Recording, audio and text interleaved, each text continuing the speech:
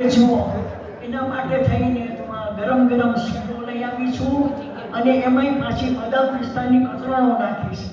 આ બાપુજીને સારું લાગે. અને સાથે ઓલા પ્રસાદના મોહનથાળના 2 પીસ હતા ને એ મૂકી દીધા. એ બાપુજીને વેરાયટી લાગે ને મારે છે ને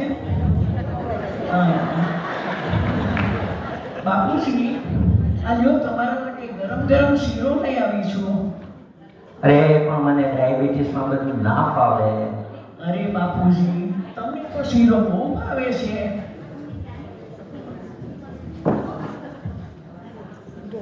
વાહ મોટી બહુ, આ તો બહુ જ સારો છે. તમે મારું બહુ જ ધ્યાન રાખો છો. કેમ નહીં, અમે તમારું ધ્યાન રાખીએ છીએ ને, અમારી ફરજ છે. હા એ વાત સાચી. પણ બાપુજી તમે હમણાં બહુ બિઝી રહ્યો છો. હા બેટા કામ તો રીએ ને. એવું તે શું કામ હોય છે? કાલે પેલા વકીલ આવ્યા હતા તો એ શું કઈ ખાસ કામ હતું? બસ આ ખાસ તો કઈ નતું પણ જરૂરી કામ હતું એટલે ખાસ બોલાવેલા.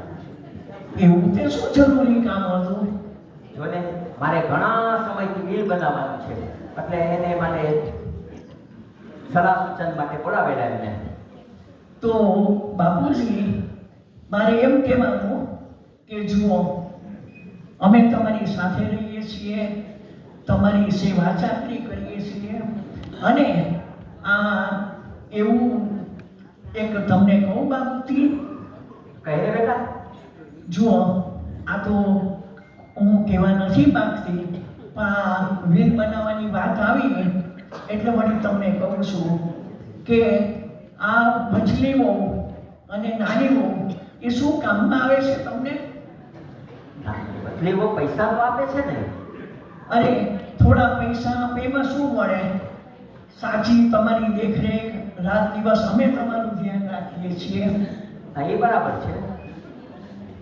પણ બાપુજી આ મછલીઓ અમેરિકાથી આવે, ખાય પી આનંદ કરીને પછી વહી જાય, એ કાંઈ પણ કામમાં આવે છે તમને?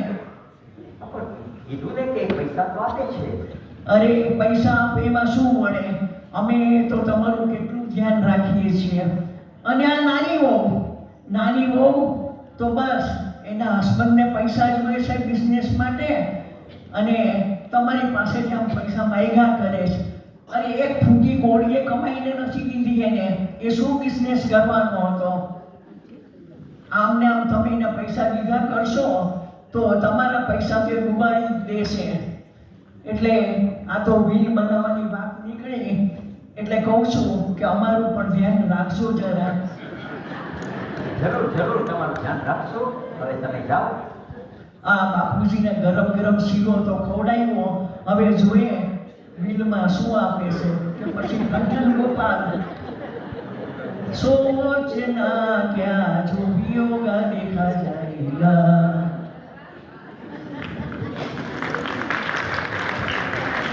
બાપુજી જય શ્રી કૃષ્ણ. જય શ્રી કૃષ્ણ બેટા. બાપુજી અમારે છે ને હવે 4 દિવસમાં અમેરિકા જવાનો ટાઈમ થઈ ગયો છે. અમારો અમેરિકા જવાનો 4 દિવસમાં ટાઈમ થઈ ગયો છે અને અમારે 4 દિવસમાં ફ્લાઇટ છે. બાપુજી હું તમારા માટે કંઈ લઈ આવું? ના બેટા કાંઈ જરૂર નથી.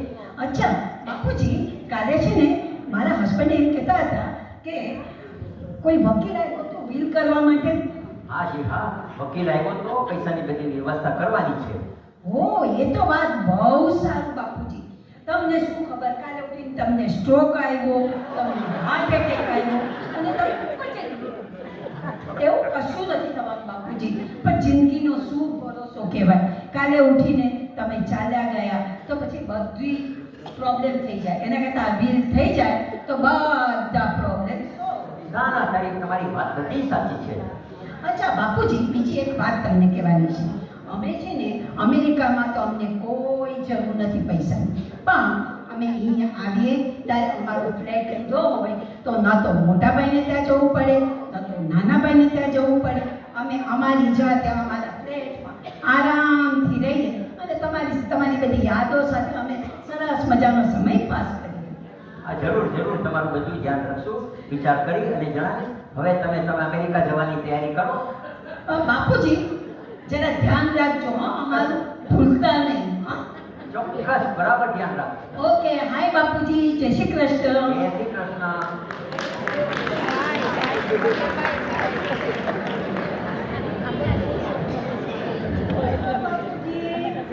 તમે કેમ છો? હા સારું છે. તમે કે હમણાં તો દેખાતા નથી, વાત કરવા આવતા નથી, ટાઈમ મળતો નથી તમને. ના ના બાપુજી, એવું કઈ મારા હસબન્ડને હમણાં બિઝનેસની પ્રપોઝલ લઈ દિલ્હી જવાનું છે. માઇક આમ રાખો, મારા હસબન્ડને હમણાં બિઝનેસની પ્રપોઝલ લઈ દિલ્હી જવાનું છે અને જો આ પ્રપોઝલ એપ્રુવ થઈ જાય તો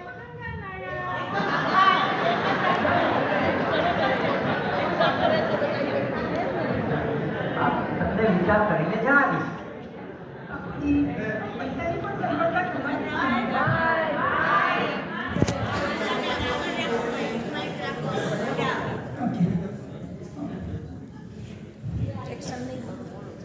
બાપુજી, પૈસાની પણ સગવડતા કરવાની છે ને? હા બાપુજી, તમને એક વાત કહું. આ કહીને બેટા. આ તમે અત્યારે જે વિલની બાંધગીરમાં પડ્યા છો તો એ પૈસા તમે અમને અત્યારે આપો, તમારા બિઝનેસમાં કામ લાગે અને ધંધો ચાલુ થઈ જાય. વિચાર કરીને જણાવીશ. અરે બાપુજી, એમાં વિચાર શું કરવાનો?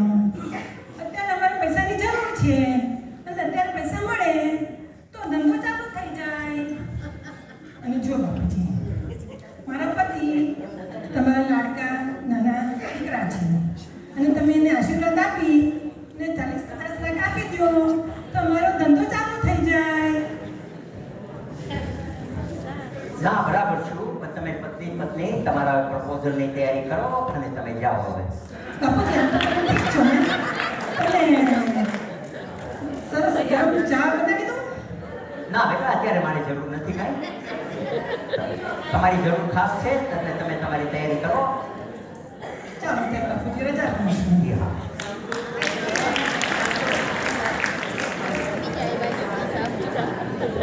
હાય માય લવલી પપ્પા, કેમ છો?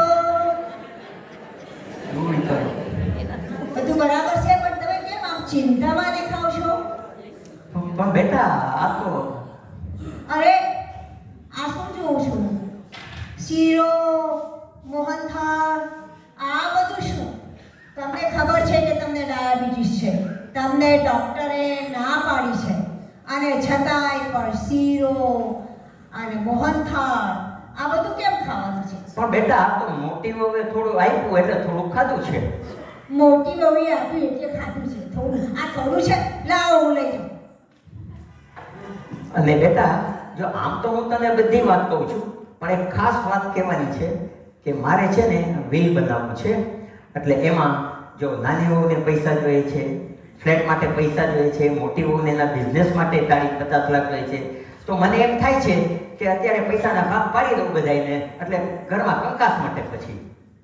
અરે બાપુજી, હે પપ્પા, અત્યાર સુધીમાં એવો એક પણ દાખલો સારો નથી મળ્યો કે વડીલોએ પૈસા આપ્યા પછી છોકરાઓએ પોતાના મા બાપને લુક આફ્ટર કર્યા હોય.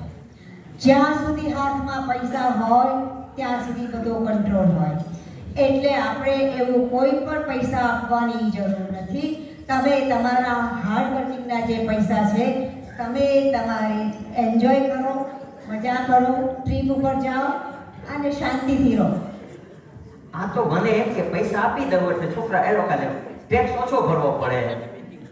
તમારી વાત સાચી છે કે વડીલના ગયા પછી છોકરાઓને જે કંઈ મિલકત હોય એના ઉપર 40% ટેક્સ ભરવો પડે છે.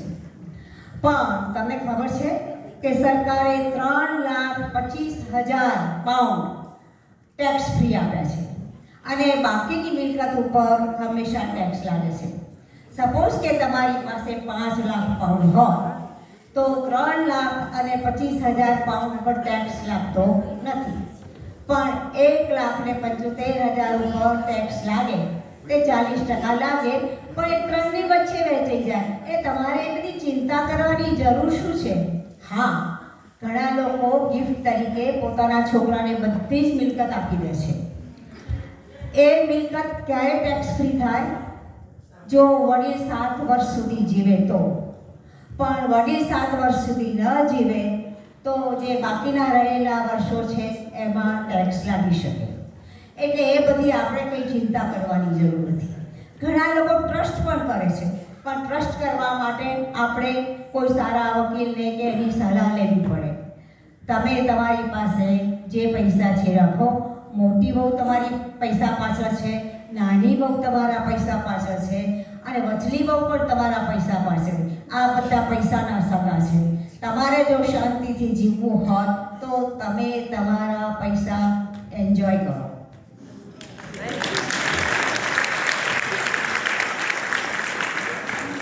હા, એ વાત પણ સાચી છે.